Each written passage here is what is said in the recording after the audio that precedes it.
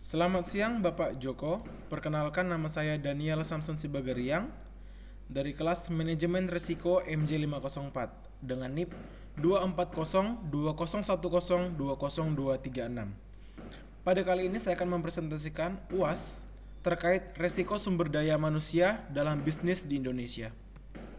Nah, sumber daya manusia merupakan aset utama dalam bisnis, yaitu merupakan elemen kunci dalam keberlanjutan bisnis.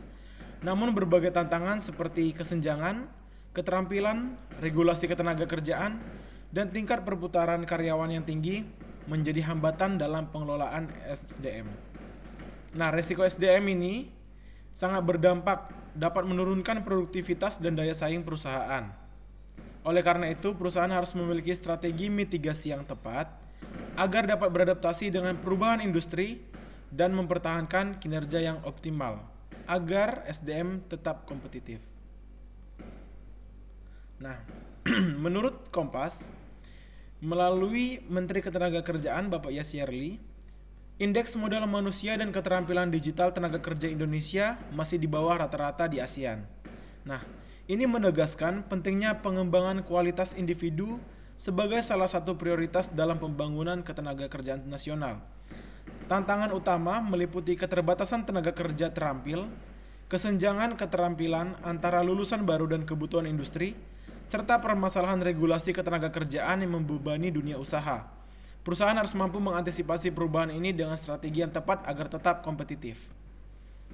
Sektor bisnis yang terdampak. Yang pertama ada manufaktur, yaitu kesulitan mendapatkan tenaga kerja terampil untuk mengoperasikan mesin modern.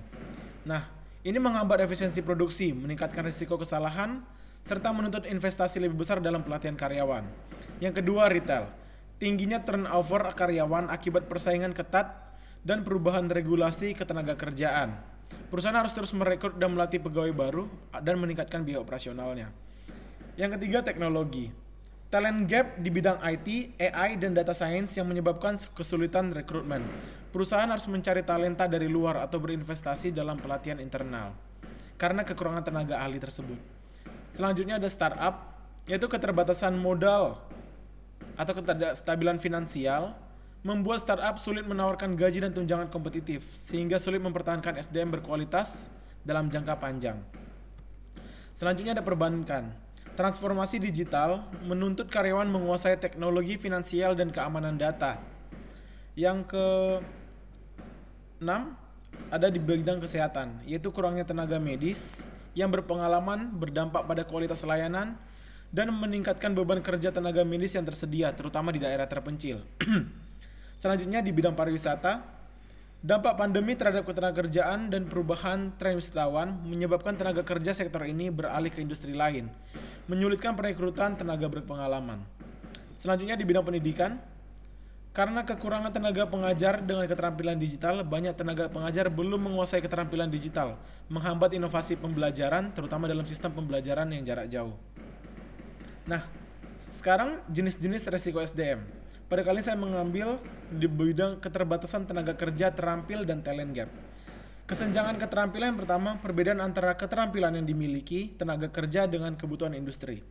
Yang kedua, banyak lulusan pendidikan tinggi tidak memiliki keterampilan yang langsung dapat diterapkan di dunia kerja. Selanjutnya, kurangnya pelatihan dan pengembangan. Minimnya investasi perusahaan dalam program pelatihan karyawan. Yang kedua, perusahaan lebih fokus merekrut daripada mengembangkan tenaga kerja yang ada. Yang ketiga, persaingan ketat dalam perekrutan. Yang pertama, perusahaan bersaing untuk menarik talenta terbaik, terutama di sektor teknologi dan finansial.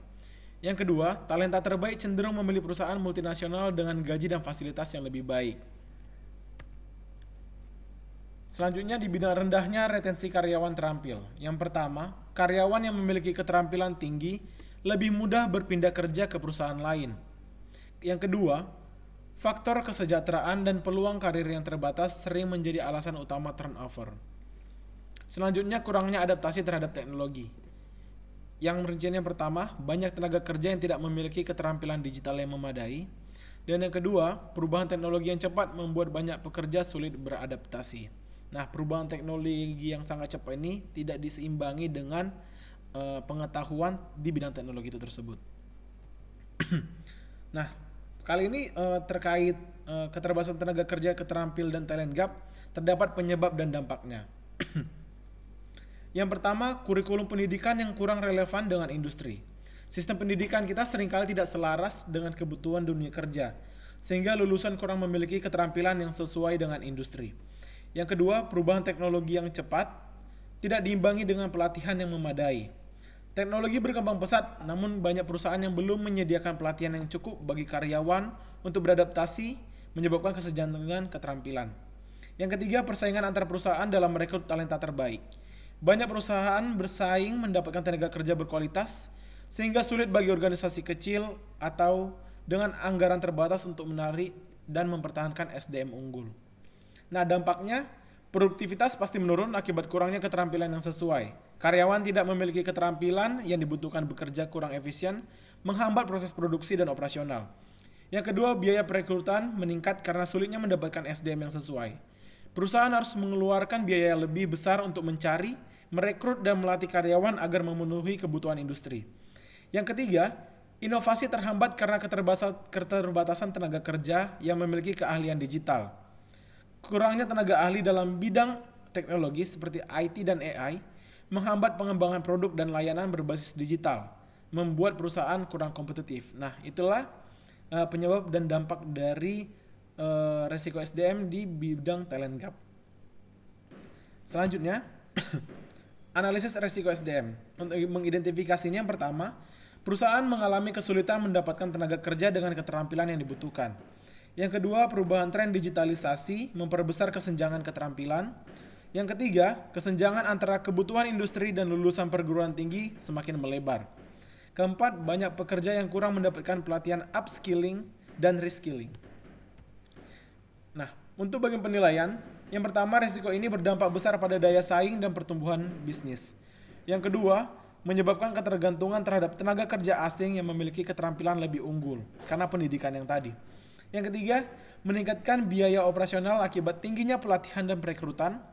Dan keempat, menghambat inovasi dan perkembangan bisnis karena minimnya tenaga ahli di bidang tertentu. Nah, untuk memitigasinya, yang pertama, implementasi program pelatihan internal untuk meningkatkan keterampilan tenaga kerja. Yang kedua, kolaborasi dengan universitas dan lembaga pelatihan guna menyesuaikan kurikulum dengan kebutuhan industri. Yang ketiga, peningkatan insentif dan kesejahteraan tenaga kerja untuk meningkatkan loyalitas dan retensi karyawan, juga semangat pastinya. Yang keempat, menerapkan strategi rekrutmen berbasis kompetensi untuk mendapatkan talenta terbaik.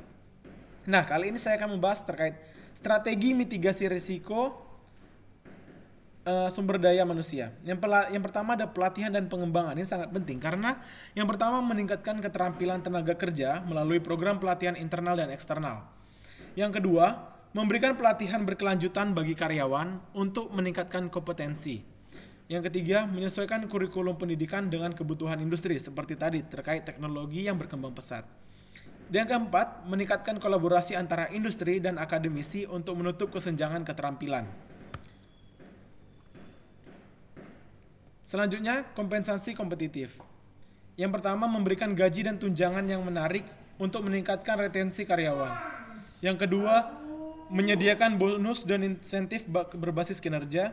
Dan yang ketiga, menawarkan benefit tambahan seperti program kesejahteraan karyawan dan fleksibilitas kerja. Dan selanjutnya, budaya kerja positif. Yang pertama, menciptakan lingkungan kerja yang mendukung dan kolaboratif. Kedua, meningkatkan kesejahteraan karyawan dengan kebijakan keseimbangan kerja hidup.